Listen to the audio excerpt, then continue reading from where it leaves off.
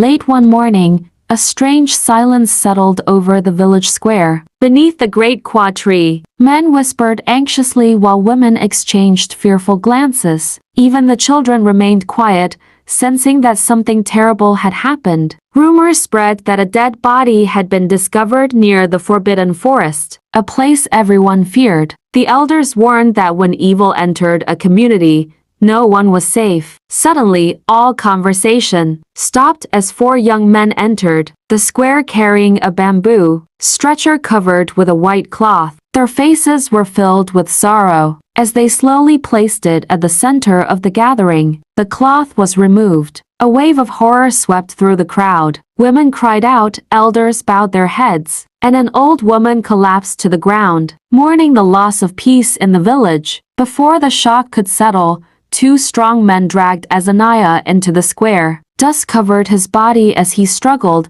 insisting that he was innocent. The guards forced him to kneel beside the corpse. When he looked at the lifeless body, fear filled his eyes. He shook his head repeatedly, swearing that he knew nothing about the death. Then sacred bells echoed through the air. The villagers fell silent as Azemuo, the high priest, entered with a young boy carrying a smoking earthen pot filled with sacred herbs. The smoke drifted through the square before circling around Azaniah and rising into the sky. Fear spread through the gathering. The priest prayed to the ancestors before, declaring that the gods saw every secret and that no crime could remain hidden forever. He struck his sacred staff against the ground, and the sound echoed across the village. At that moment, royal drums announced the arrival of the Ụkwa, surrounded by guards and attendants. The king took his seat and looked at the corpse before turning to the trembling Azaniah. The square became completely silent. Azaniah swore before the ancestors that he was innocent. The Ụkwa raised his hand and declared that truth could never hide forever. Whether revealed by men or by the gods themselves,